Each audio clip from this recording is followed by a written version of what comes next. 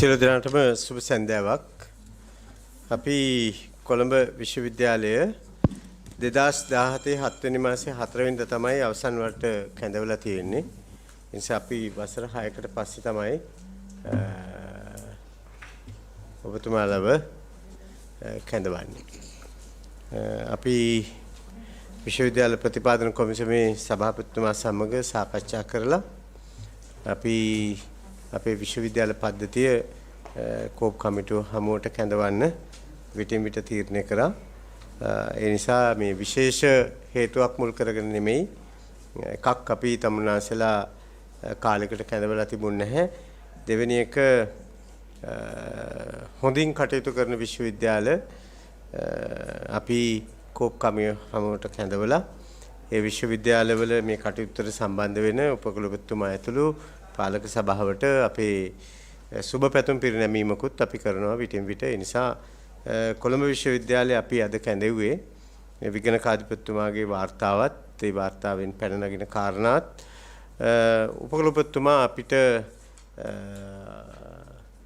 අවස්ථා දෙකකදී විශ්වවිද්‍යාලයේ ප්‍රගතිය පිළිබඳව වාර්තා කරලා තිබුණා. ඒ පිළිබඳවත් අපි කතා කරන්න කල්පනා කරනවා.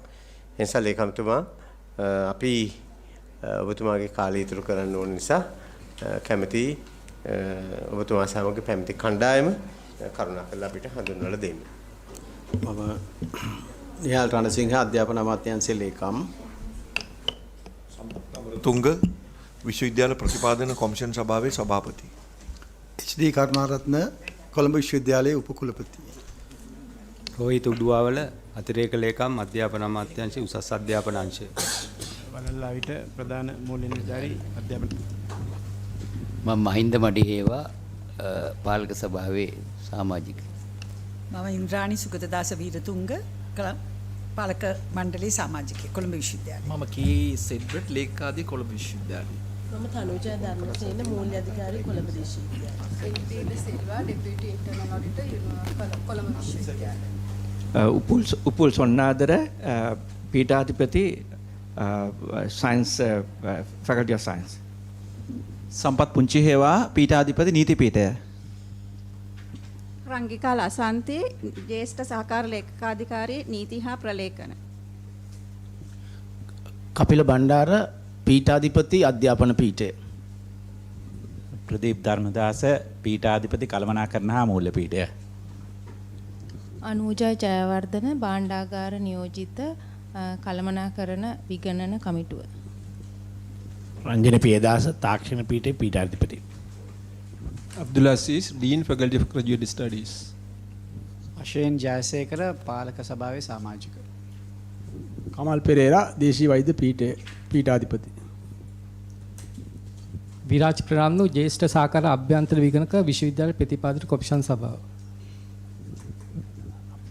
වජිර දිසානායක පීඨාධිපති වෛද්‍ය පීඨය ලසන්ත මානවඩු පීඨාධිපති ශාස්ත්‍ර පීඨය සුගස්යන් රත් වැඩබලන මණ්ඩපාධිපති ත්‍රිපාණි මණ්ඩපය සුදත් වර්ණකුල සූර්ය පීඨාධිපති හෙද විද්‍යාපීඨය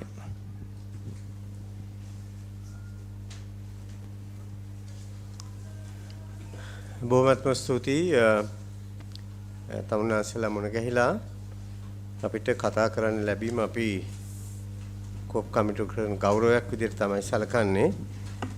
ඒ නිසා ලේකම්තුමා අපිට බොහොම සුළු වේලාවකින් කොළඹ විශ්වවිද්‍යාලයේ සම්බන්ධයෙන් විගණකාධිපතිතුමාගේ වාර්තාව විමසලා අවසන් කරන්න පුළුවන්. ඒ නිසා අපි කැමැති මුලින්ම සුබ ප්‍රාර්ථනා කරන්න කොළඹ විශ්වවිද්‍යාලයේ පසුගිය කාල සීමාව තුළ ඊටාම ඉහළ ප්‍රගතියක් අත්පත් කරගෙන තියෙනවා. ඒ නිසා උපකුලපතිතුමාත් ඒ වගේම පාලක මණ්ඩලයත් මේ කටයුත්තට සම්බන්ධ වෙන සියලු දෙනාටමත් අපගේ උණුසුම් සුභාශිංසන මුලින්ම පිරිනමන්න කැමැතියි. අපි කැමැති ඔබතුමාලගේ අවධානයට යොමු කරන්න පිටු අංක 3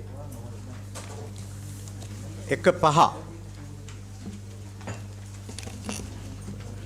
විශ්වවිද්‍යාල ප්‍රතිපාදන කොමිසමේ සභාපතිතුමා ඔබතුමා අපිට පිළිතුරක් දෙන්න. පාලක සභා සංයුතිය පිළිබඳ ගැටලුවක් තියෙනවා. විශ්වවිද්‍යාල ප්‍රතිපාදන කොමිසමෙන් පත් කළ යුතු නියෝජිතයෝ දෙන්න තාම පත් කළා නැහැ.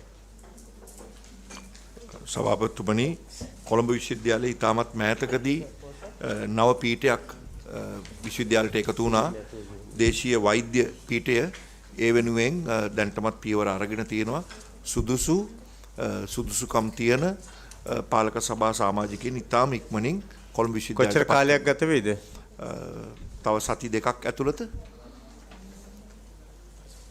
එතකොට ඔබතුමා සති දෙකක් ඇතුළත ලේකම්තුමා අපිව දැනුවත් කරන්න පාලක සභාවට විශ්වවිද්‍යාල ප්‍රතිපාදන කොමිසම නියෝජනය කරමින් පත් කරන සභාපතිතුමා අර මේ දැන් රාජකිරි තූනේ පීඨය එතකොට කොළඹ විශ්වවිද්‍යාලයේ ඔව් දැන් පීඨයක් ඒක. කලින් තිබුණේ කොහොමද? ඒක ආයතනයක් විදිහට ඉන්ස්ටිටියුට් එකක්. අපි කැමති 4 වෙනි පිටුවේ අංක 1.7 උපරෝගතුමා ඔබතුමාට මේක පැහැදිලි කරන්න පුළුවන්. වික්‍රමාදිත්‍යතුමා කියනවා ඔබතුමාලා මේ ඇක්ෂන් ප්ලෑන් එක අනුමත කරන්න ප්‍රමාද කරනවා කියලා. උදාහරණයක් විදිහට 2023 2022 නොවැම්බර් මාසෙලු අනුමත කරන්න තියෙනවා. ඔබතුමා මට කිව්වා මේක ජනවාරි මාසයේ ඉඳලා ක්‍රියාත්මක වුණා කියලා. ඒ සම්බන්ධයෙන් මොනව හරි කියන්න තියෙනවද? සභාපතිතුමනි මම මයික් එක ඔන් කරගන්න. ගරු සභාපතිතුමනි මම ගිය අවුරුද්දේ අප්‍රේල් මාසයේ තමයි උපකුලපති තනතුර බාරගත්තේ. අපි ඉක්මනටම ඒ සැලසුම හදන්න පටන් ගත්තා. ඒ සැලසුම ඇත්තටම සකස් කරලා මේ අවුරුදු ජනවාරි 1 වෙනිදා ඉඳන් මේ සැලසුම ක්‍රියාත්මක වෙනවා. ඒ නිසා දැනට ගැටලුවක් නැහැ. ලබන වර්ෂයේ සැලසුම මේ වෙනකොට නැවතත් හදන්න අපි ආරම්භ කරලා තියෙනවා.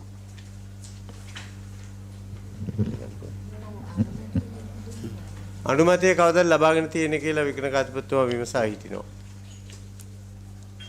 අනුමැතිය අපි නොවැම්බර් මාසයේ වගේ වෙනකොට අනුමත කරගත්තා.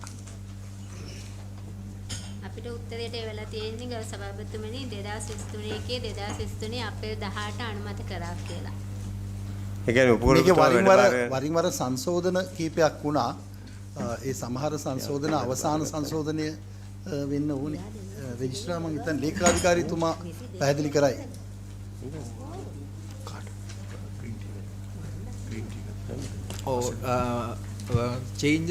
පොඩි චේන්ජස් ගණනාවක් සිදු වුණා. ඒක නිසා තමයි ඒක නැවත නැවත අපි සංශෝධනය කරගන්න උනා. ඒකයි කාලය ගත උනේ ඇප්‍රූවල් එකට. දැන් ඔබතුමාලගේ පාලක සභාව කේස් එඩ්වර්ඩ් රෙජිස්ට්‍රාර්තුමාම තමයි කියන්නේ මේක 2023 4 වෙනි මාසේ 18 වෙනිදා තමයි අනුමත කරගෙන තියෙන්නේ කියලා. මේක මේ විගණකාධිපතිතුමාට යවන ලිපියක තමයි සඳහන් වෙලා තියෙන්නේ. ඒක තමයි විගණකාධිපතිතුමා අහන්නේ. අපි ඔබතුමාලට මතක් කරනවා දැන් මේ 2024ට එන එක මේ අවුරුදු නොවැම්බර් මාසයේ වෙනකොට අනුමත කරලා ජනවාරි මාසයේ ඉඳලා ක්‍රියාත්මක කරන්න පටන් ගන්න. ඊළඟට උපකුලපතිතුමා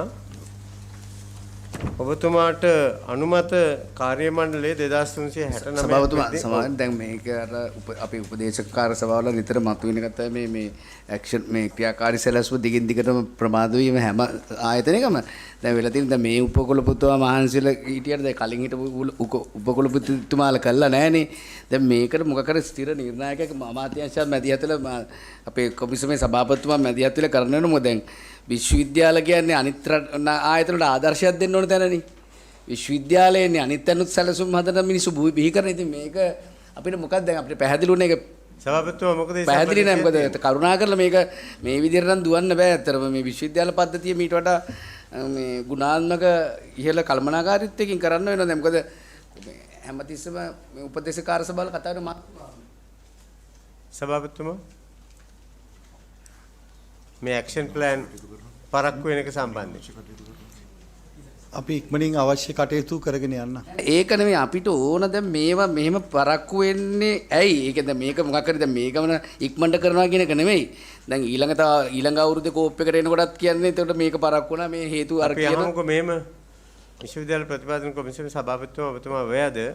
ඔබතුමා දැනගෙන ඉන්නවද විශ්වවිද්‍යාලවල මේ ක්‍රියාකාරී සැලසුම් සකස් කරලා අනුමත කරලා ක්‍රියාවට නැංවීමේදී යම්කිසි ප්‍රමාදයක් සිද්ධ වෙනවා කියලා. කරු සභාපතිතුමනි පසුගිය අවුරුදු 3 ගත්තොත් විශ්වවිද්‍යාල පද්ධතිය සම්පූර්ණයෙන්ම කටයුතු කරේ අන්තර්ජාලය සමග.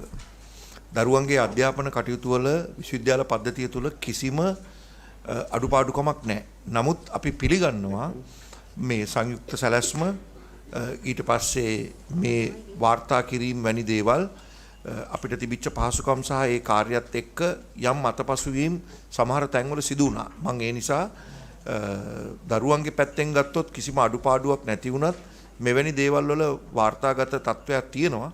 ඒ නිසා විශ්වවිද්‍යාල ප්‍රතිපාදන කොමිෂන් සභාව මේ පිළිබඳව ඉතාමත්ම සැලකිලිමත් වෙන බව මම පොරොන්දු වෙනවා. ඒක රේකරු සභාවතු අපි අහන්නේ මේකට මොකක් විධිමත් වැඩපිළිවෙලක් හදන්න කියලා මෙහෙම ඒක හරි ඔබතුමාගේ අපි පැහැදිලි පිළිගන්නවා. නමුත් මොකද්ද මේකට ස්ථිර දැන් මේක මේ ප්‍රමාද වීම කියන එක අවබෝධ කරගන්න තියෙන දිගටම පහුගිය කාලේ. එතකොට මේක નિયમિત කාලයට ලබා දෙන්න ක්‍රමයේද මේක දිගින් දිගට අදයි යන්න අවශ්‍ය නැහැ මට. නමුත් අපිට පේන්නේ දැන් මේක මේ විශ්වවිද්‍යාල ප්‍රතිපාදන කොමිසමට අදාළ ආයතන වල විතර නෙවෙයි මුළු රටේම රාජ්‍ය ව්‍යාපාරවල සමස්ත 400ම තියෙන ප්‍රශ්නයක් මේක. මේ අපි මේ විශ්වවිද්‍යාල ප්‍රතිපාදන කොමිසම හෝ කොළඹ විශ්වවිද්‍යාලය ලඝු කරන්නේ නැහැ. සමස්ත මේ 400ම මේ ප්‍රශ්නේ තියෙන. නමුත් විශ්වවිද්‍යාල වලින් අපිට මීට වඩා ගුණාත්මක බවක් අපි අනිත් ආයතන වලට සාපේක්ෂව බලනවනේ. ඒකයි අහන්නේ. දීර්ඝ වශයෙන් අපි එමනම් මේ සභාපතිතුමා තව එකක් මේ හතරවෙනි පිටුවේ එකක් අහන්න පුළුවන්ද? පුළුවන්. දැන් මේකේ අර මේ නිරීක්ෂණවල දාලා තියෙනවා අර 2021 නොවැම්බර් දක්වා කාල පරිච්ඡේදය සඳහා වැටුප් ලෙස රුපියල් මිලියන 21ක විශ්වවිද්‍යාල අරමුදල් වලින් ගෙවා තිබෙනවා. ඒක තමයි අපි කතා කරමින් ඉන්නේ. මේ අනුමත කාර්ය මණ්ඩලයත් තත්ත්ව කාර්ය මණ්ඩලයත් පුරප්පාඩු 498ක් තියෙනවා. ඒ නිසා විගණකාධිපතිතුමා නිරීක්ෂණය කරන අපේ ගරු මන්ත්‍රීතුමා කියන කාරණේ. ඔබතුමා ඒ සම්බන්ධයෙන් මොකද කියන්න පුළුවන්? පළවෙනිම දේ තමයි කාලයක් තුල බඳවා ගැනීම නවත්තලා තිබුණා. මම උපකුලපති වෙන විට ඒක නවත්තලා තිබුණේ. ඊට පස්සේ තමයි සර්කියුලර් එකක් ආපහු ආවේ ඒක බඳව ගන්න කියලා. අපි ඒ අනුව ඊට පස්සේ 34ක් බඳව ගත්තා. බජටරි ප්‍රොවිෂන්ස් තියෙනවා නම් විතරයි අපිට බඳව ගන්න කියලා ඊළඟ සර්කියුලර් එකෙත් ආවේ. දැන් අපි වෙලාවට බඳවා ගැනීමේ කටයුතු කරගෙන යනවා. අතීතයේදී තිබුණා ගැටලුවක් බඳවා ගැනීම පිළිබඳව අපි ඒක දැන් නිවැරදි කරලා තියෙනවා. මොකද කාලයක් අපිට බඳවා ගැනීමේ තහනමක් නිකුත් කරලා තිබුණා විශ්වවිද්‍යාලවලට. දැන් සත්‍ය මොකද්ද මැනේජ්මන්ට් සර්විස්? දැන් සභාපතිතුමනි මේ 2021 22 අවුරුදු දෙකේම බඳවා ගැනීම දැඩි ලෙස සීමා කරලා තිබ්බා. අයවැය චක්‍රලේඛවලින් බඳවා ගැනීම කටයුතු ක්‍රියාත්මක කරලා තිබ්බත් ඒවත් නවත්තන්න කියලා උපදෙස් දීලා තිබ්බේ. දැනට බඳවා ගැනීම කරන ඊට පස්සේ තමයි 2022 අග්‍රාමාත්‍ය ලේකම් කමිටුව දැම්මේ. දැන් මැනේජ්මන්ට් සර්විසස් ඩිපාර්ට්මන්ට් එකට පුරප්පාඩු අත්‍යවශ්‍ය පුරප්පාඩු සම්බන්ධයෙන් අනුමැතිය දෙන්න උපදෙස් දීලා තියෙනවා. දැන් ඔබතුමාගේ මේ අධ්‍යයන කාර්ය මණ්ඩලයේම 271ක් අඩුයි. ඔව්. අඩුයි. දැන් මේකට තව කාරණයක් අපේ ගරු මන්ත්‍රීතුමා මතක් කරපු එක මේ තනතුරු 8ක් සඳහා මාස 6ක සිට අවුරුදු 6 දක්වා කාල පරාසයක් කොන්ත්‍රාත් හා කාර්ය පැවරුම් පදනම් මත නිලධාරීන් 10 දෙනෙක් බඳවාගෙන තියෙනවා. 2020 සිට 21 නොවැම්බර් දක්වා. ඒ සම්බන්ධයෙන් ඉතා විශාල මුදලක් වැටුප් විදිහට ගෙවලා තියෙනවා. 2023 අගෝස්තු 31 වෙනිදා මේ මුදල මිලියන 43 ඉක්මවා ගිහින් තියෙනවා. මම හිතන්නේ ලේකාධිකාරීතුමා පැහැදිලි කරා. ඔව් ඇත්තටම මෙතෙන්දි විශේෂයෙන් මම කියන්න ඕනේ අපි කාර්ටෝග්‍රැෆර්, ඇලුමිනියම් ෆැබ්‍රිකේටර්, එයාර් කන්ඩිෂන් ටෙක්නීෂියන් ඒ සඳහා SOR එකක් තාම නැහැ. අපි SOR එකක් අනුමැතිය සඳහා යවලා තියෙන්නේ. ඒක SOR එක අනුමැතිය ලැබුණෙන් පස්සේ අපිට පුළුවන්. හැබැයි ඒත් තවමත් අපිට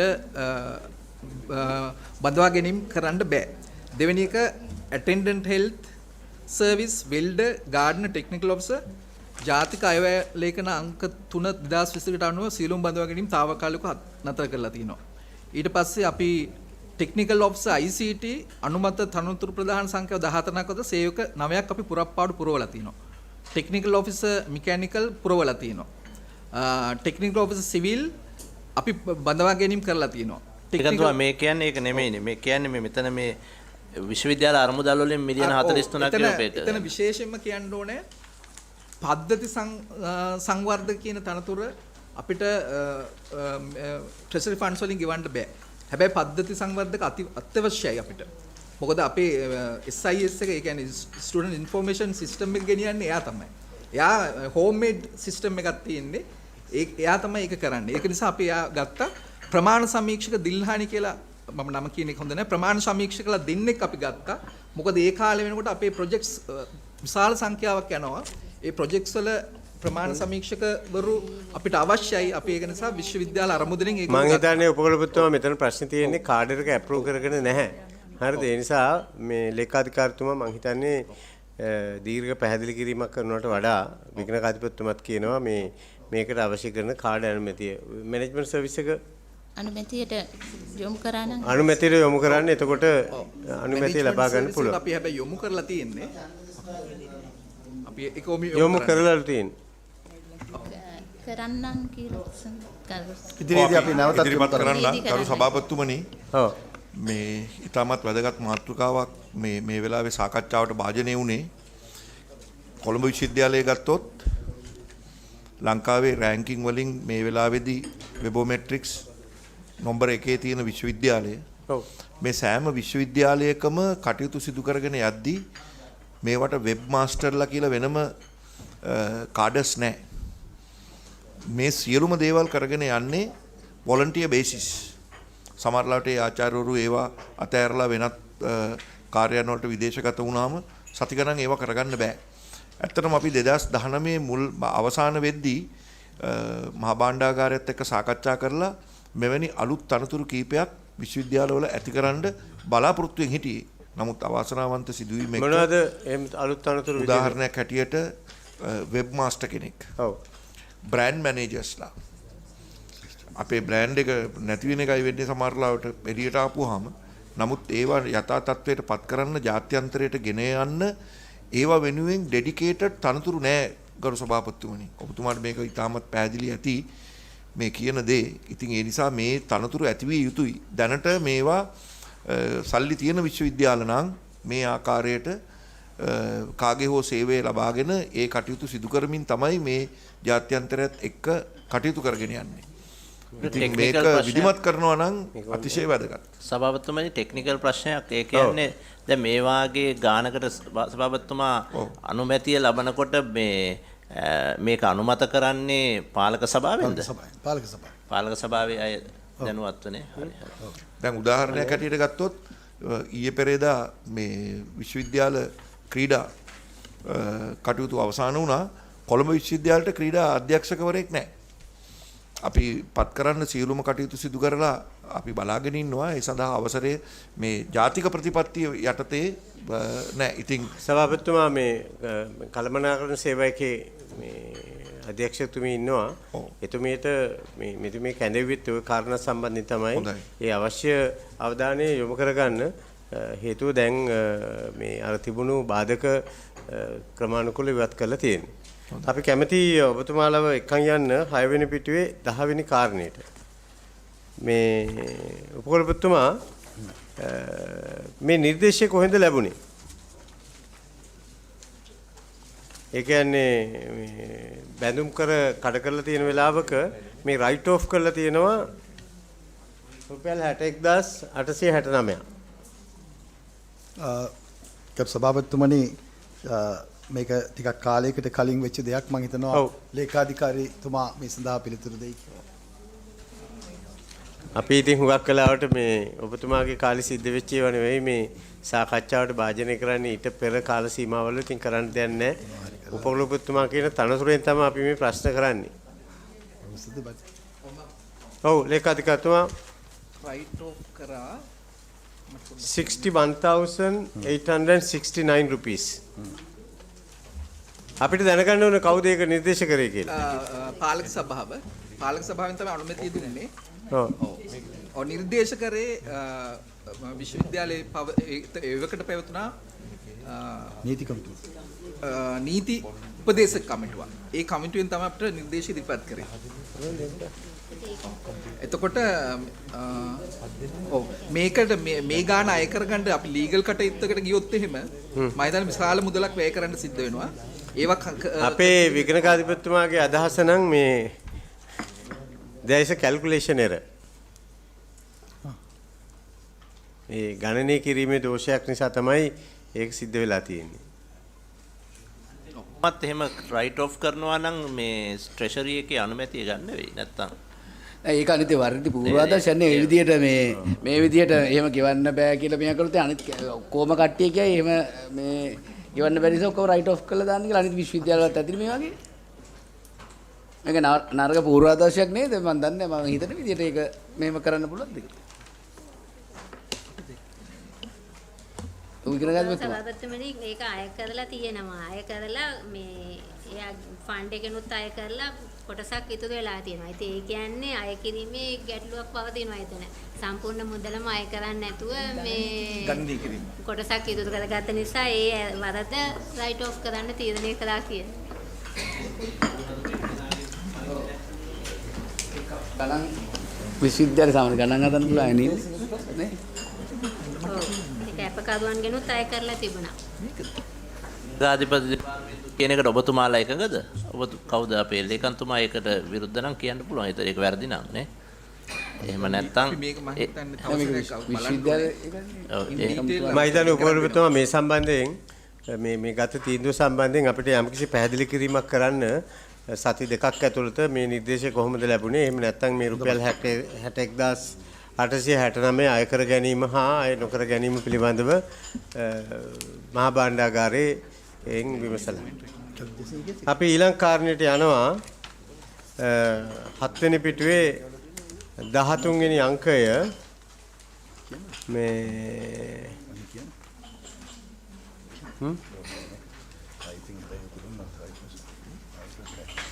මේ රාජකාරී කටයුතු වලින් බැහැරව පරණ ලද රාජකාරියක් වෙනුවෙන් කරන ලද සේවයක් සඳහා සිදු කරන ලද දීමනාවක් පිළිබඳවයි ප්‍රශ්න කරන්නේ.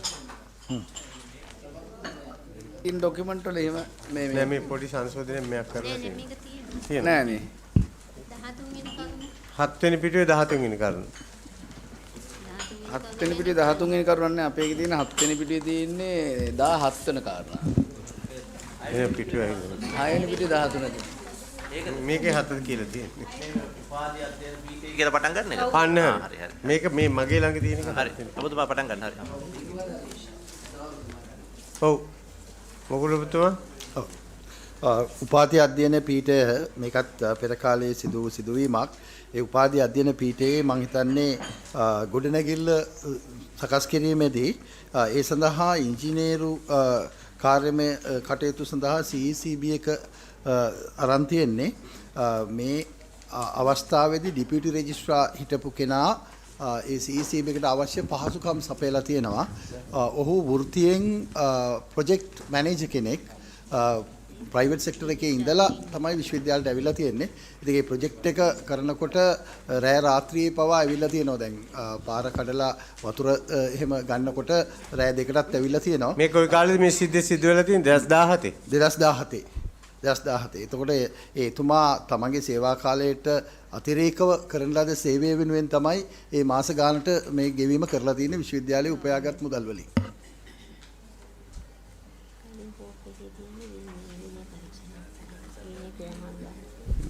හැබැයි අපි නිර්දේශයක් දීලා තියෙනවා මේ සම්බන්ධයෙන් කිසියම් විනය ක්‍රියාමාර්ගයක් ගන්න කියලා අපි දැනගන්න කැමතියි. එහෙම විනය ක්‍රියාමාර්ගයක් අර ගැනීම සම්බන්ධයෙන් නිර්දේශය ඔබතුමාලා පාලක සභාවට ඒක යොමු කරලා පාලක සභාව එතුමාව වෙනත් පීඨයකට මාරු කරලා තියෙනවා. දැන් ඉන්නේ වෙනත් පීඨයක එතුමා වැඩ කරන්නේ.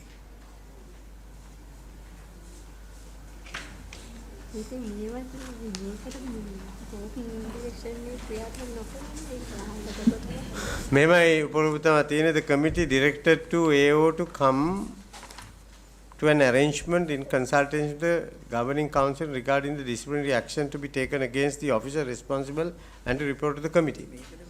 But you have not been reported, that is number one, and you have not been taken in disciplinary action against this particular deputy registrar. ඇත්තටම මේ කාරණේ අපි කවුන්සිල් එකට දැම්මා. කවුන්සිල් එකේදී දීර්ඝ වශයෙන් සාකච්ඡා කරලා තමයි තීරණය කරේ එතුමා මේ ඒ ගිවීමෙන් නිදහස් කරන්න කියලා. මොකද අත්‍යවශ්‍ය රාජකාරිය සඳහා එයාගේ කාලයට අමතරව වැඩිපුර කාලයක් ගත කරලා නිවාඩු දවස්වල ඒ වගේ ප්‍රශ්නේ තියෙන්නේ පිටාති මේ ලේකාධිකාරිතුමා මෙයාගේ නිත්‍ය තනතුර නියෝජ්‍ය ලේකාධිකාරී. He's not a project manager either. He has a qualification. He has obtained. That is a different story, Vice Chancellor. Yeah. මේ කියන්නේ එයාගේ නිත්‍ය තනතුර තමයි විශ්වවිද්‍යාලයේ මේ නියෝජ්‍ය ලේකාධිකාරී. එයා අතිරේක රාජකාරියක් කරලා තිනවා. එයාට එක්ස්පෝෂර් එක තියෙන්න ඇති. ඒ ගැන අපිට ප්‍රශ්නයක් නැහැ. නමුත් අපි කියන්නේ මේ කාරණේ සම්බන්ධයෙන් ඔබතුමාලාට නිර්දේශයක් කරලා තියෙනවා. ඒ නිර්දේශය තමයි මේ සම්බන්ධ විනය ක්‍රියාමාර්ගයක් ගන්න කියලා. ස්ථාන මාරුවකින් ඒක ලේකම්තුමා ස්ථාන මාරුවකින් ඒක අපිට ජස්ටිෆයි කරන්න පුළුවන්ද? ස්ථාන මාරු කළා. ඒ ගෙවීමත් නතර කරා. එතන ස්ථානත් මාරු කරා. ස්ථානයත් මාරු කරා. ඒ ගෙවීම නතර කරා. අය කර ගෙවීම නතර කළා තියෙන්නේ. ගෙවලා තියෙන මුදල තියෙන මුදල සම්බන්ධයෙන් තමයි කවුන්සිල් එක තීරණය කරේ. ඒක නැවත අයකර ගැනීමට කටයුතු නොකරන්න කියලා. එතුමා කරලාද සේවය වෙනුවෙන් ඒ කාලය තුල. සේවයක් කළා තියෙනවනේ මොනවා හරි. නෑ ඒකේ සේවය එතුමා බලෙන් කරපු දෙයක් නෙමෙයිනේ. ඒ ගැන පොඩි මත කරපු දෙයක්. ඉතින් ඇත්තටම ඒ කියන්නේ අයකර ගැනීම ඌ බලෙන් ඇවිල්ලා මම මේක කරන්නම් කියලා බලෙන් කරගත්ත දෙයක් නෙමෙයි. ඉතින් සේවයක් සපයලා තියෙනවා නම් අපි ඒක බලලා මේ නිලධාරියෙක්ගෙන් අය කරන එක මම හිතන්නේ සුයි කියලා. අනිත් එක මේ රට ඇරලා යන කාලේ නේ. දැන් මේකයි මෙතන තියෙන ගැටලුව උපුලපුතුමා අපේ ගරු මන්ත්‍රීතුමන්ලා කියන කාරණේ අපිට තේරෙනවා. නමුත් මේ 2017 කෝප් කමිටුව තමයි තීන්දුව කරලා තියෙන්නේ මේ සම්බන්ධයෙන් විනය ක්‍රියාමාර්ගයක් ගන්න කියලා. ඉතින් ඔබතුමාලා ඒ අය කරගත්ත මුදල සම්බන්ධයෙන් තීන්දුවක් ගන්නේ නැතුව වෙන පීඨයකට මාරු කරලා තියෙනවා. නමුත් විගණකාධිපතිතුමා නැවත වාරයක් අහන්නේ එහෙම තීන්දුවක් කොහොමද පාලක සභාව ගන්නෙ? හිටපු ලේකම්වරු ඒක තමයි අපි දැන් අර අමාත්‍යාංශ දෙකක ලේකම්වරු දෙන්නෙක් ඉන්නවනේ බොහොම සීසන් සෙක්‍රටරිස්ලා. එහෙම පුළුවන්ද මැඩම්? පබ්ලික් ෆන්ඩ්ස් සර් මොකද කියන්නේ? earn funds. මේක generated funds. Yeah, whatever. generated funds උනත් public funds තමයි.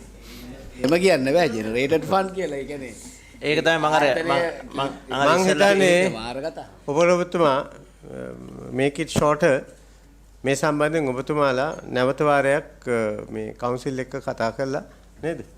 ගන්න ක්‍රියාමාර්ග අපිට මසක් ඇතුළත දැනුවත් කරන්න. සභාපතිතුමා මොකද මේ විශ්වවිද්‍යාල පද්ධතිය ආපු ඇටි හැමදාම කියන එක තමයි අපි ජෙනරේටඩ් ෆන්ඩ් කියන එක. නමුත් ඒක වැරදි කතාවක්. මොකද ජෙනරේටඩ් ෆන්ඩ් කියලා එහෙම පාවිච්චි කළා. එහෙමනම් අනිත් රාජ්‍ය ආයතනත් කිය අපිත් මේ ටූරිස්ට් බෝඩ් එකේ අපිත් ජෙනරේටඩ් අපේ ටැලන්ට් එකෙන් අපි මෙයා කරන්නේ ආණ්ඩුවට දෙන්න මොකටද කියලා. ඒ ජෙනරේටඩ් ෆන්ඩ්ස් පාවිච්චි කරන්න පුළුවන් ක්‍රමවේදයක් තියෙනවා.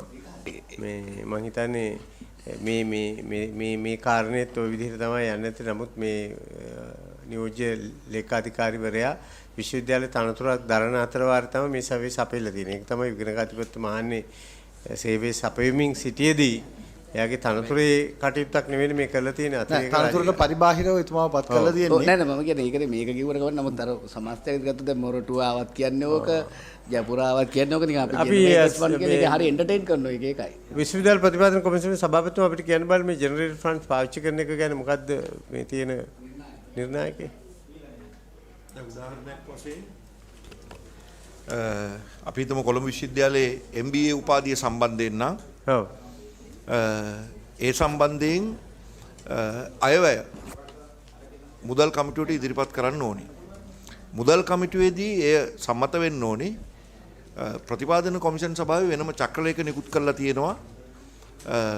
ආචාර්යවරුන්ට ගෙවීම් සීමා තියෙනවා.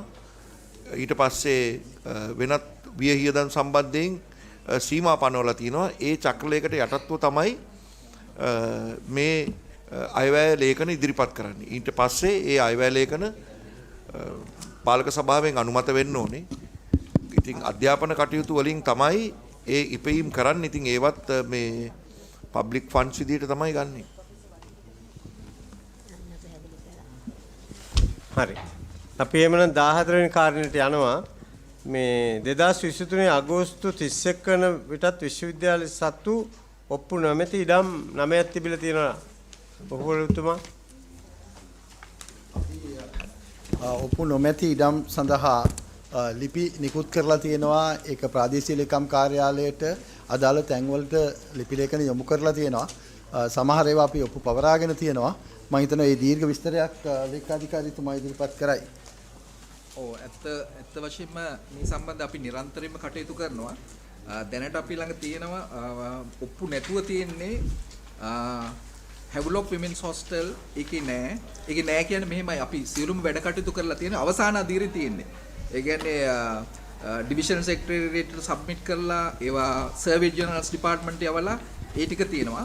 ලෑන්ඩ් ඔෆ් කිත්‍යාකර හොස්ටල් එකෙත් ඒ වගේමයි. ඒකෙත් අපි සියලුම දේවල් කරලා තියෙනවා. තව අවුරුදු 3ක් අපිට ඉන්න වෙනවා. ඒකේ මම හිතන අපේ ලීගල් ඔෆිසර් පැහැදිලි කරයි.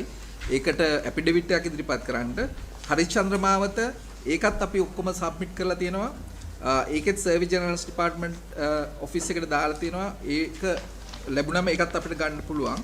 ඊට පස්සේ land of the faculty of arts, faculty of law, indoor sports pavilion, main library ඒකටත් ඒ විදිහම තමයි අපි වැඩ කටයුතු කරගෙන යනවා. බුලස් ලේන් සුජාතා ජයවර්ධන හොස්ටල් එකත් එහෙමයි. අපි සියලුම වැඩ කටයුතු කරගෙන යනවා. ඊට පස්සේ land of faculty of technology කියන එක අපිට හම්බුනේ අපිට power up එක UD එකෙන් power up හැබැයි අපිට ඔප්පු ලබා දීලා නැහැ තම. ඒ සඳහා අපි කටයුතු කරගෙන යනවා. National Training School ශ්‍රී ජයවර්ධනපුර ඒකේ අධ්‍යාපන අමාත්‍යාංශයයි සෞඛ්‍ය අමාත්‍යාංශයයි අපි එකතු වෙලා එක ව්‍යාපෘතියක් විදිහට කරගෙන යනවා. ඒකේ තාම අපිට සම්පූර්ණ පැවරුම් කටයුතු කරේ නෑ. සභාපතිතුමනි මේ මෙතුමා කියපු එකේ දැන් ඔය ආර්ට්ස් ෆැකල්ටි ඉඩම ඕක මම උඟක් ඉස්සර දන්නවා ඕක UD එකත් එක්ක ලොකු ප්‍රශ්නකුත් තිබුණා නේද මුල් කාලේ. මොකද ඒ කාගෙන්ද ගන්න තියෙන්නේ ඒක දැන්? මේක දැන් ගන්න ඕනේනේ මම හිතන්නේ අපිට ගන්න වෙන්නේ කවුද අපි ප්‍රාදේශීය ලේකම්තුමියට අපි කියලා තියෙන්නේ. ලේකම් වෙලා ඉන්න කාලෙත් ඔක එක ප්‍රශ්නයක් තිබුණා. ඔකේ UD එකෙන් තමයි ප්‍රශ්නේ ආවේ. එහා පැත්තේ ක්‍රීඩාංගණයට. දැන් ඕක නිදහස් කරලා නැද්ද තාම ඔය කෑම? තාම නිදහස් කරලා නැහැ. අවශ්‍ය ලිපි ලේඛන අපි බාර දීලා තියෙන විශ්වවිද්‍යාලය පැත්තෙන්. කොච්චර කාලයක් ගත වෙයිද? මේවා තියාගන්න එපා පුරුතුමා දිගින් දිගටම කෝප් කමිටුවට එනකොට මේක මීට දෙපාර ඉස්සෙල්ලා දෙපාරක් ඇවිල්ලා තියෙනවා. කොච්චර කාලයක් ගත වෙයිද? කවුද නීති නිලධාරී? Actually, make a you can use whatever the language that's convenient to you. Yes, thank you. I think these concerns Speak to the mic. I think these concerns are beyond our control, Honorable Chairman, because we have done our part by submitting all the documents, necessary papers from time to time. And the delay is not with us actually, because there are certain things that to be forwarded from one end to the other end, and that may be that is the actual reason why it is not being received by us. But I assume that we will be receiving the necessary deeds very soon, because it should become as a state grant. How long? Maybe we actually it's very difficult for us to assume a time period, but we are following up more often. මේ සම්බන්ධයෙන් උපරූපතුමා මාස 3ක් ඇතුළත ප්‍රගතිය අපිට සභාපතිතුමා මේකට දුන්නා නම් අපි නිර්දේශ ත්‍රිපිටකස ප්‍රාදේශීය ලේකම් UDA ඔක්කොම අදාළ ඒජන්සිස් ඔක්කොම සම්බන්ධ වෙලා මේගොල්ලන්ට දැන් අපි මේ අදාළ ආයතන වලට ලියන්නම් මේ ගැටලු निराකරණය කරන්න කියලා ඔබතුමාලා මාස 3ක් ඇතුළත අපිට වාර්තා කරන්න ප්‍රගතිය සම්බන්ධයෙන්. ඊළඟට මම කැමති 15 වෙනි කාරණයට මේ විශ්වවිද්‍යාලයේ සමාගමක් පිටවෙලා තියෙනවා කොළඹ සයන්ස් සෙන්ටර් සෙල්. මේක 2019 තමයි පාලක සභාව අනුමත කළ තියෙන. 2016 විශ්වවිද්‍යාල ප්‍රතිපාදන කොමිෂනම අවසර දීලා තියෙනවා. 2018 MOU එකක් අත්සන් කරලා තියෙනවා. 2013 පිටවල තියෙන්නේ මේ මෙම සමාගම පිහිටුවීමේ හැකියාව පිළිබඳ නීතිමය පසුබිම වාර්තාවක් ඉදිරිපත් කළ තිබුණේ නැහැ. ලේකම්තුමා එහෙම පුළුවන්ද කොම්පැනි හදන්න? දැනට විශ්වවිද්‍යාල ප්‍රතිපාදන කොමිෂන් සභාවෙන් එහෙම නිශ්චිත ක්‍රමවේදයක් හඳුනාගෙන ඉදිරිපත් කළා නැහැ. නමුත් අවශ්‍යතාවය මත ඒ විශ්වවිද්‍යාල ඒ විදිහේ සමාගම් ලියාපදිංචි කරලා පවත්වාගෙන යන තත්ත්වයක් වාර්තා වෙලා තියෙනවා. නමුත් අපි පසුගිය මොරටුව විශ්වවිද්‍යාලයේ මේ ප්‍රශ්නේ කතා කරනකොටත් අපි බැලුවා අපි ක්‍රමවේදයක් හදන්න වෙනවා. ඒ ක්‍රමවේදය විශ්වවිද්‍යාල ප්‍රතිපාදන කොමිෂන් සභාව අමාත්‍යාංශය සහ විශ්වවිද්‍යාල එකතු වෙලා හදන්න ඕනේ. මොකද අවශ්‍යතාවයක් තියෙනවා එවන් මෙකනිසම් එකකට යන්න. ඒකේ සභාපතිතුමනි ඒකේ ප්‍රශ්නකුත් තිබුණා මොරටු විශ්වවිද්‍යාලෙත් ඇවිල්ලා මොකද අර ඒ කාලේ ඉන්න සභාපතිවරු නැත්තම් ඒ කම්පැනි දාපු කාලේ හිටපු පීඨාධිපතිවරු කම්පැනියත් අරගෙන ගෙදර ගිහිල්ලා තිබුණා. දැන් LK ඩොමේන් එකේ හැම මොරටු විශ්වවිද්‍යාලෙන් දාපු එක දැන් එක මහාචාර්යවරයෙක්ගේ නම යටතේ කම්පැනි එක තියෙන්නේ. ඒ වගේ ප්‍රශ්න වෙන්න පුළුවන් මේකට හොඳ පැරාමීටරයක් හැදුවේ නැත්නම් සභාපතිතුමා. ඒ නීතිමය ක්‍රමවේදයක් හදාගන්න. එතකොට රොයල්ටි එක කන්ටිනියස්ලි යුනිවර්සිටි එකට එන විදිහට හදන්න ඕනේ. මම ක්ලැරිෆිකේෂන් එකක් කරන්නද?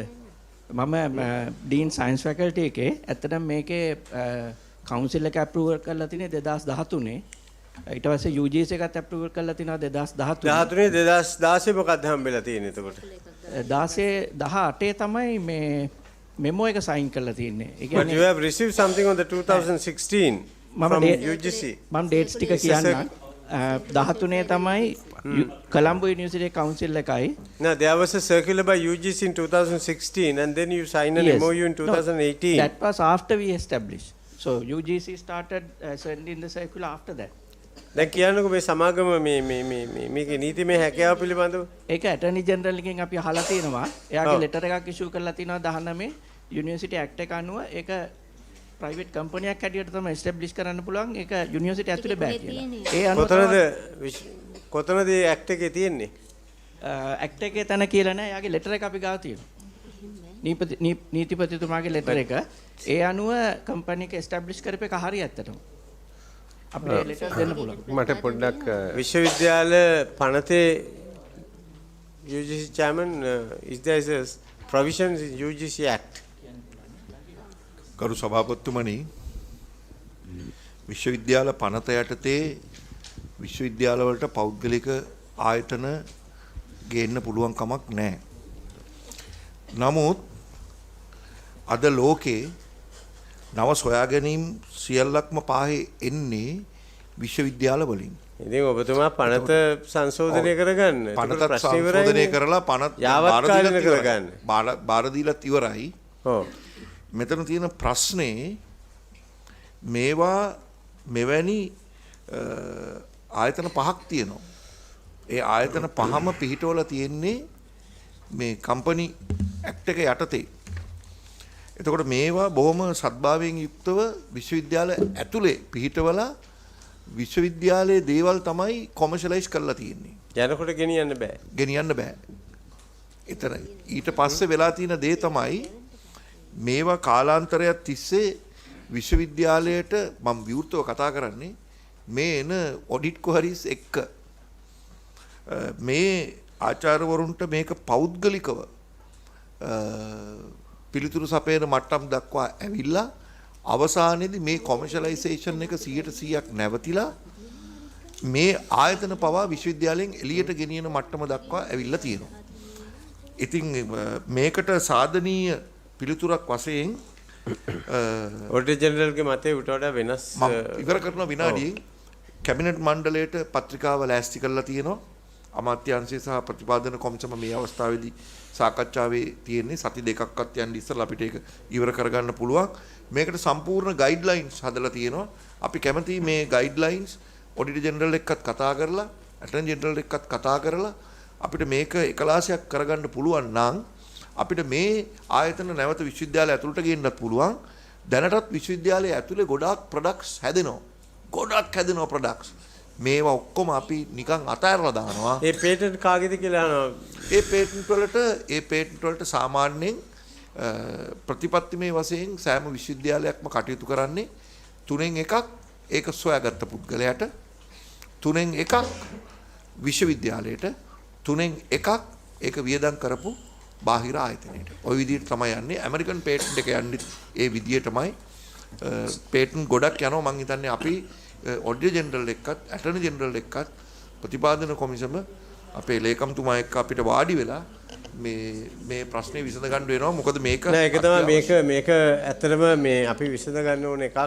හේතුව විශ්වවිද්‍යාලය ඇතුලේ මේ සිද්ධ වෙන දේවල් වලට විශ්වවිද්‍යාල පනතේ අවශ්‍ය කරන ප්‍රතිපාදන සම්පාදනය කරගන්න ඕන ලේකම්තුමා ඔබතුමා මේ කටයුතු දැනටම කරලා තියෙනවා නම් අපි කැමැති පොළොපතිතුමා මේ සම්බන්ධයෙන් මේ පනත සම්මත වුණාම ඔබතුමාලා අපිව දැනුවත් කරන්න. එතකොට මේ ඔඩිට් ක්වරි එක අපව පාරක් ඊළඟ බතාවේ එන එකක් නැහැ. සභාපතිතුමා ඒක අපි අර මොරටු විශ්වවිද්‍යාලයේ අපි ලා කතා කරද්ද මේ knowledge incubator එකක් ඒ කියන්නේ business base incubator එකක් හදලා අර private equity funds එහෙම තියෙන වෙන විශ්වවිද්‍යාලවල private university වල වෙන රටවල රාජ්‍ය විශ්වවිද්‍යාල models දැන් අපි එහෙම නිර්දේශයක් කලින් දුන්නා නේද? එහෙම මොකක් හරි කතා කරලා නමුත් ඒවා මම හිතන්නේ මෙතන කතා කරලා ගියාට අපව ඒවා ක්‍රියාත්මක වෙන්නේ නැති අලුත් විදියට ඉන්කියුබේටර් එකක් ඩෙවලොප් කරන්න පුළුවන් නම් ඒක ඇත්තට ළමයින්ටත් වටිනවා. මොකද දැන් අද වෙනකොට ළමයිත් ලොකු සොයා ගැනීම කරනවා. ඒගොල්ලෝ තදාහිර වෙලා දැන් ප්‍රයිවට් යුනිවර්සිටි වලට යන මට්ටම ලොකු ට්‍රෙන්ඩ් එකක් ඇවිල්ලා තිනවා. මම හිතන්නේ දැන් මේ වෙන විට මේක මේ විශ්වවිද්‍යාල මේ මට්ටමට මේ සාම්ප්‍රදායික අර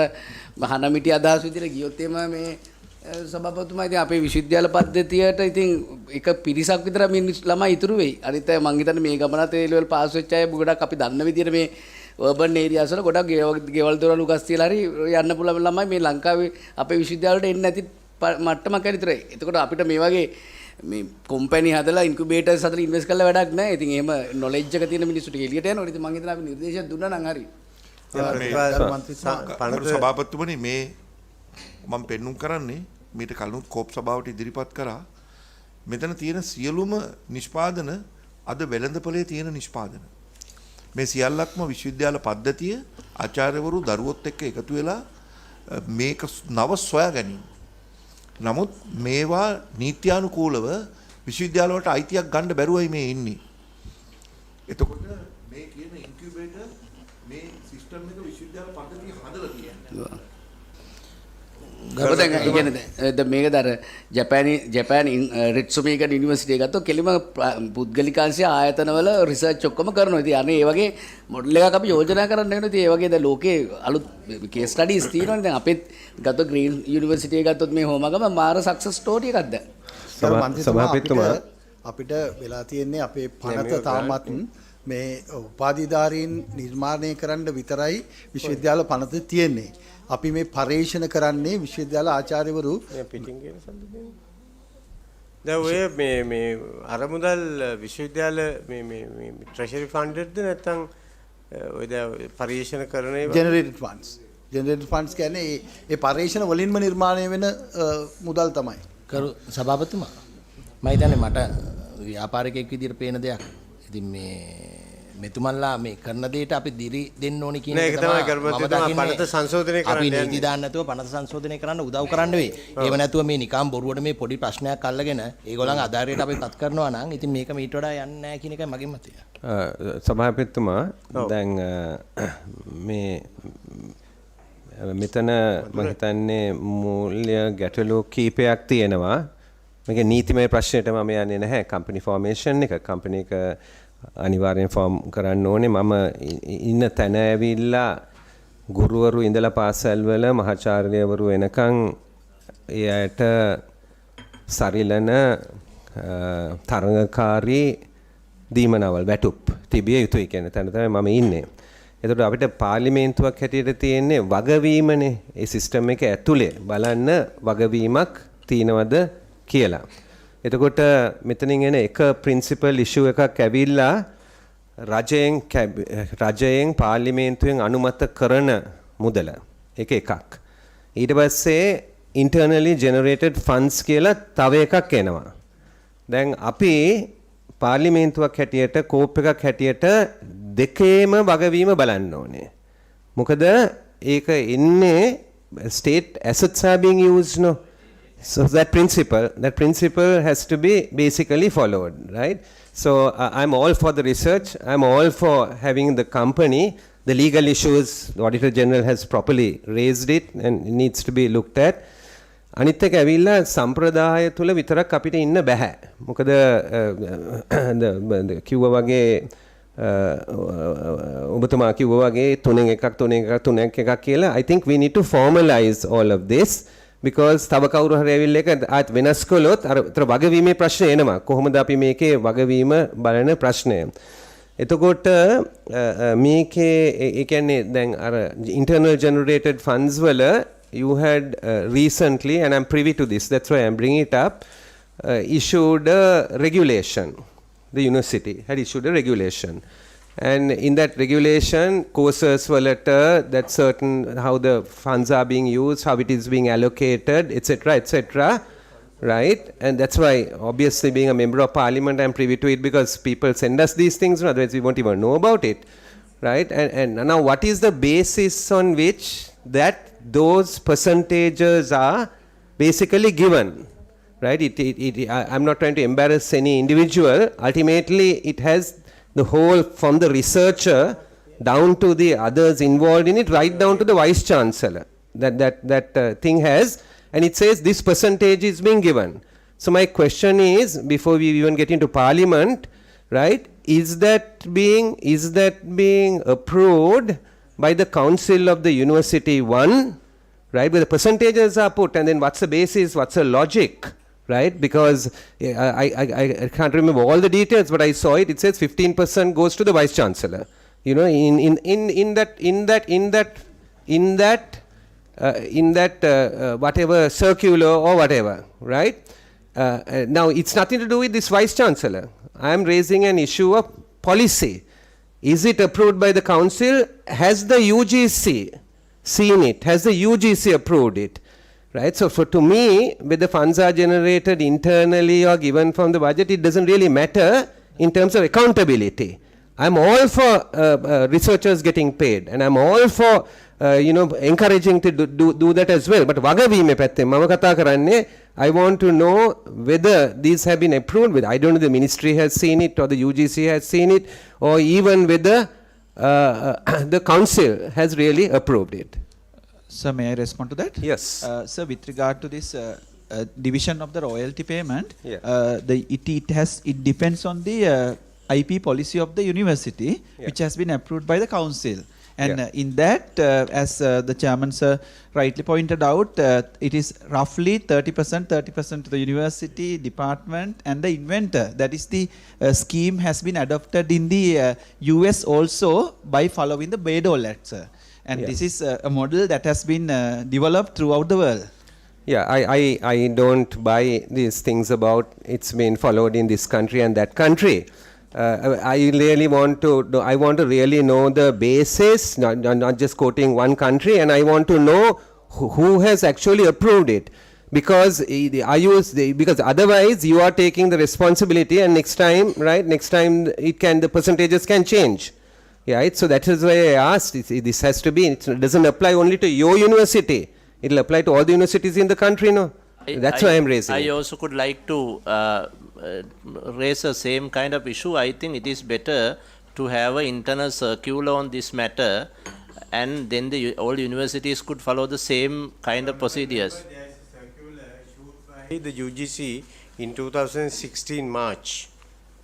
Guideline for the use of funds generated from self-financing activities in the universities and higher education institutions. මේක දන්නේ ෆලෝ කරන්නේ මේක තමයි මං හිතන්නේ නේද මේක තමයි සභාපතිතුමා ෆලෝ කරන්නේ සභාපතිතුමනි මෙතුමා අහපු ප්‍රශ්නෙට එකක් වැදගත් මේක අමාත්‍යාංශය සහ ට්‍රෙෂරි එකට මේක රැටිෆයි කරේ නැතත් as a information share වෙනවා නම් හොඳයි මොකද මේවා ඔක්කොම public funds end of the day annual report commission circular number 4 2016 සියලුම තොරතුරු annual reports වල අපි වාර්තා කරනවා generated funds වල වියදම් කරපු විදිය සියල්ල annual reports වල වාර්තා කරනවා. දැන් ඒ ගමන්ම තව පොඩි ප්‍රශ්නයක් තියෙනවා මේ විශ්වවිද්‍යාල ප්‍රතිපාදන සභාපතිතුමා ප්‍රශ්න විසඳුණා හරි. මේ e-code එක ආයතන සංග්‍රහය මේක විශේෂයෙන් විශ්වවිද්‍යාල වලට නිකුත් කරපු එකක්ද? විශේෂයෙන් විශ්වවිද්‍යාල වලට අපේ පවත්නා සීලුම චක්‍රලේඛ සැලකිල්ලට අරගෙන නිකුත් කරපු එකක් තමයි ඔය e-code එක. ඒකට අනුමැතිය කොහෙන්ද ලැබුණේ? විශ්වවිද්‍යාල ප්‍රතිපාදන කොමිෂන් සභාවට පනතෙන් විශ්වවිද්‍යාල නියාමනය සඳහා අවශ්‍ය කරන ප්‍රතිපත්ති සම්පාදනය කරන්න බලය තියෙනවා. විගණකත්වතුමා සෑහීමකටපත් වෙනවා. අපිට ඕනනම් අපි දැන් නව නිර්දේශයක් සකස් කරලා තියෙන්නේ විගණකාධිපතිතුමාගේ මේ අදහස් විමසන්න පුළුවන් ඒකෙන්. බොහොම කැමතියි. සභාපතිතුමනි අපිට මහජන නියෝජනයක් ඇවිල්ලා තියෙනවා. විශ්වවිද්‍යාලවල මේ නිලධාරීනුත් රජයේ සේවකයෝ කියන එක. ඒතර රජයේ සේවකයෝ ක්‍රියාත්මක කරන්නේ රජයේ ආයතන සංග්‍රහය. එතකොට විශ්වවිද්‍යාල පද්ධතියට විතරක් වෙනම ආයතන සංග්‍රහයක් ක්‍රියාත්මක කරන්නේ ඇයි කියන එකට විශ්‍රාම වැටුප් නැහැ. විශ්‍රාම වැටුප් නැහැ. සංස්ථා ගණේලා සැලකෙනවා කියලා තමයි වර්ගීකරණය කරලා තියෙන්නේ. එතකොට සේවය පැය 24යි. සේවය පැය 24යි. ඔව්.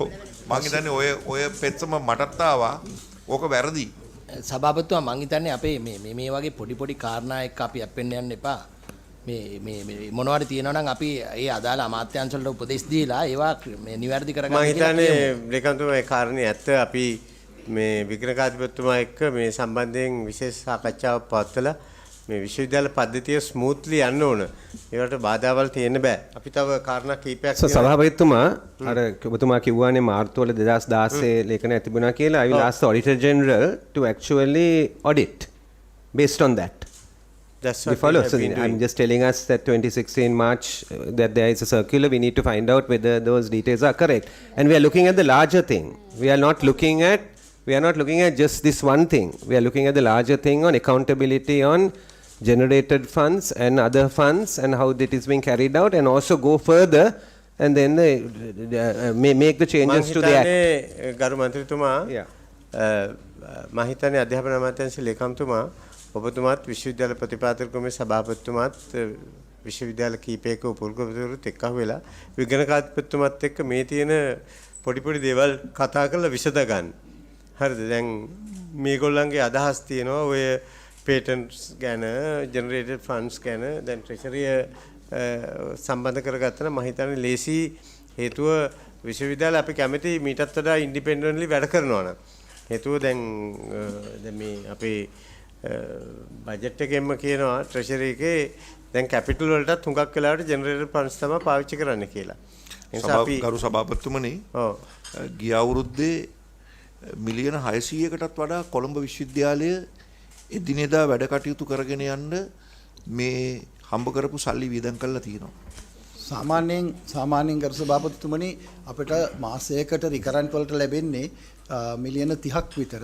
කොළඹ විශ්වවිද්‍යාලයේ මාසික වියදම මිලියන 62ක්.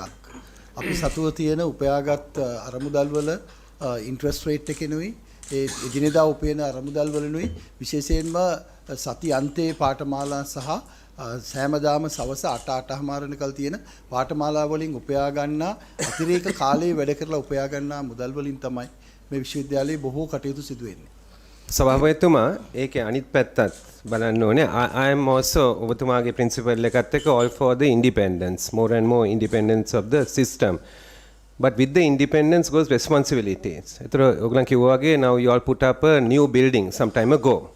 It was about 8 billion or some was spent.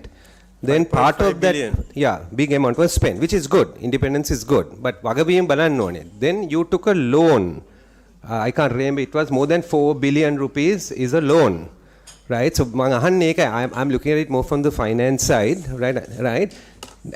Then your ability to service the loan, you must service it for sure, because otherwise it falls on the treasury. Again, and the government is already bankrupt, right? That is why I'm asking these questions on accountability. I'm all for the independence, but the other side of it also then falls on you, because if the loan, I think the loan was more than 4 billion. I think we got some help from the Asian Development Bank or one of the institutions. I think, but the payments must be coming due, right? So the country, the treasury won't be able to actually service this.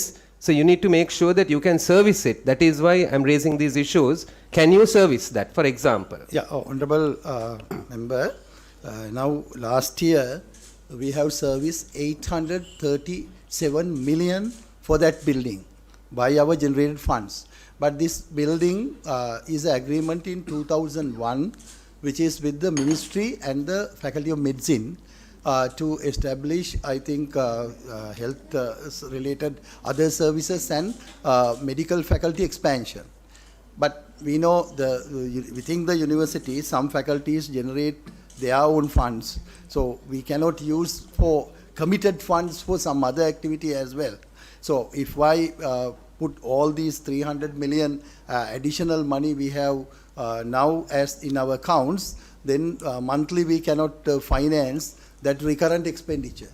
So this is the basic issue. So the loan, I'm saying, I understand your internal things, but if you are committing and taking a loan and we are putting it on infrastructure, I think you better make sure that you can pay it. Don't put the burden on the treasury. That's all I'm saying. Honorable member, that actually originally the Ministry of Education agreed to pay for that loan, not the university.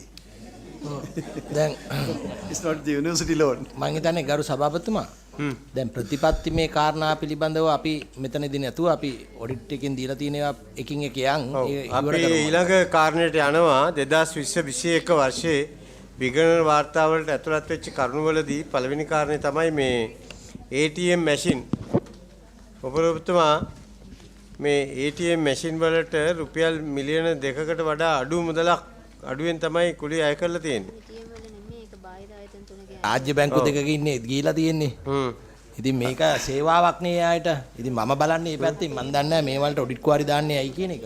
අනිත් පැත්තේ රාජ්‍ය ආයතන මේක සේවා සපයන ළමයි අර මේ යන. දැන් මේකේ ප්‍රශ්නේ තියෙන මන්ත්‍රීතුමා තක්සේරුවට අනුව අය කළා නැහැ කියන එක. ඉතින් විගණනාධිපතිතුමා ප්‍රශ්න කරන්න ඕනේ. ඒක හරි. ගරු සභාපතිතුමනි මම මේක පොඩ්ඩක් පැහැදිලි කරන්නම්. කොළඹ විශ්වවිද්‍යාලයේ තියෙන්නේ වටිනාම ඉඩම් කොටසක නිසා අපි තක්සේරු කරාම අපිට ඉතා විශාල මුදලකට කුලියට දෙන්න තමයි කියන්නේ.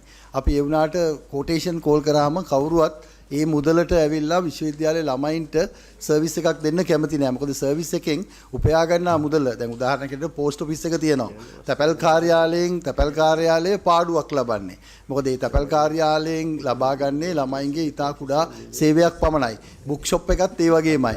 බැංකු තියෙන බැංකුවත් ඒ වගේමයි. එතකොට අපි ඕපන් කෝටේෂන් වල ප්‍රයිසස් වලට දෙන්න ගියොත් කිසිම කෙනෙක් කෝට් කරන්නේ නෑ. මේ කාරණේ ඔබතුමාලා පැහැදිලි කරන්න විගණනාධිපතිතුමාට. ඕකනේ තියෙන ප්‍රශ්නේ මේ නිවැරදි පැහැදිලි කිරීම කරන්න ඕනේ. අපි යනවා තව කාරණයකට මේ භාණ්ඩාගාරයේ අනුමැතියකින් තොරව කෙලින්ම විදේශ වලින් ප්‍රදාන ලබා ගැනීමේ හැකියාවක් තියෙනවද? මෙහෙමයි සභාපතිතුමා ඒක දැන් ජාත්‍යන්තර විශ්වවිද්‍යාලවල තරංගකාරී විදිහට රිසර්ච් ප්‍රොජෙක්ට්ස් කෝල් කරාම අපිට බිඩ් කරන්න පුළුවන්. එතකොට ඒක තව විශ්වවිද්‍යාලයක එකතු වෙලා දැන් ඉරොස්මස් ෆන්ඩින් කියන එක යුරෝපයේ තියෙන විශ්වවිද්‍යාල යුරෝපා හවුල විසින් දෙන්නේ. එතකොට ඒවට ෆන්ඩින් කරන්නේ අපි තවත් රටක විශ්වවිද්‍යාලයත් එක්ක එකතු වෙලා. ඒ විදිහට අපි ආයතන කරන ඒවා සභාපතිතුමා මේවා මේ ලොකු ප්‍රශ්න නෙමෙයි. මේවා විගණකාධිපතිතුමත් එක්ක ඉඳගෙන කතා කරන්න. දැන් අපි මේ කළු පාට කණ්ණාඩියකින් බලන්නේ. එතකොට ඔක්කොම කළු පාටට පේන්නේ. ඒ නිසා මේ කාලේ නාස්ති කරන්න කැමති නැහැ මේ කොමිටියේ. තව එක කාරණයක් ඔබතුමාලාගෙන් අහගන්න කැමතියි. මේ නීති පීඨයේ තියෙනවනේ ශ්‍රවණාගාරයක්. ඒක මේ ඌණ උපයෝජනක් සිද්ධ වෙලා තියෙනවා කියලා තමයි කියන්නේ. ඒක නිවැරදි කරලා තියෙනවා. දැන් ඔබතුමාලා එළියට දීලා සල්ලි හම්බ කරනවද? ඉස්සර නම් ඉතින් ශ්‍රවණාගාරයක් නේක. ඔව් ශ්‍රවණාගාරයට පුටු මිලදී ගන්නේ නැති එකයි ප්‍රශ්නේ තිබුණේ. ඒ කාලය තුල විශ්වවිද්‍යාලයට මුදල් තිබිලා නැහැ පුටු මිලදී ගන්න සහ අපිට මිලදී ගන්න. ඉතින් පුළුවන් ශ්‍රවණාගාරයක් විදිහට පාවිච්චි කරන්න. අපි ඒ අවශ්‍ය ඇගීම් කළා තියෙන දැන් කටයුතු කරනවා. මේ අවුරුද්දේ ජනවාරි පළවෙනිදා නම් වැඩ කරනවා. කොහෙන් හරි අරගෙන ඕක කළා නම් ඕකටත් ඔඩිට් කුවාරියක් එනවනේ. ඉතින් ඒකයි මම හිතන්නේ මේක ගරු සභාපතිතුමා විනාඩියක් දෙන්න. දැන් මේ වගේ ආයතන මේ ගෙනල්ලා මේගොල්ලන්ග මේ ගොඩක් කාලෙ මෙතන ගන්නවට වඩා මේ වගේ ඔඩිට් කුවාරි ආපුවම මම හිතනවා උසස් අධ්‍යාපන අමාත්‍යාංශ ලේකම්ට විගණාධිපති කාර්යාලයට එකතු වෙලා මේවා සමාජයට මේ කතා කරලා විසඳ ගන්න ඕනේ ඒවා. එතනින් විසඳගත්තා නම් බැරිව විතර මෙතන දැම්ම නම් හොඳයි කියන එකයි මගේ යෝජනාව. අපි ඇත්තටම මේ ඊටාම සතුටු වෙනවා කොළඹ විශ්වවිද්‍යාලයේ අද අපිට කැඳවන්න ලැබීම සම්බන්ධයෙන්. ඒකට හේතුව අපි දැක්කා පහුගිය කාල සීමාව තුළම කොළඹ විශ්වවිද්‍යාලයේ ජාත්‍යන්තර විශ්වවිද්‍යාලයක මට්ටමකට ළඟා වෙලා තියෙනවා. ඉතින් අපි ඔබතුමාලට සුබ ප්‍රාර්ථනා කරනවා. ප්‍රතිපාදන කොමිසමේ සභාපතිතුමා, ලේකම්තුමා, ඒ වගේම විශ්වවිද්‍යාලයේ උපකුලපතිතුමා, පාලක මණ්ඩලයේ පීඨාධිපතිවරු මේ හැම කෙනෙකුටම අපි උණුසුම් ලෙස සුබ ප්‍රාර්ථනා කරනවා. ඒ වගේම අපි ඉල්ලීමක් කරනවා ඔබතුමාලා කරුණා කරලා විගණකාධිපතිතුමා මුණ ගැහිලා මේ පුංචි ප්‍රශ්න අපේ ගරු මන්ත්‍රීතුමා කිව්වා වගේ ඒවා විසඳගෙන එන්න. එතකොට අපිට ලේසි මේ කටයුත්ත පැය භාගයකින් ඉවර කරන්න පුළුවන්. බොහොම ස්තුතියි.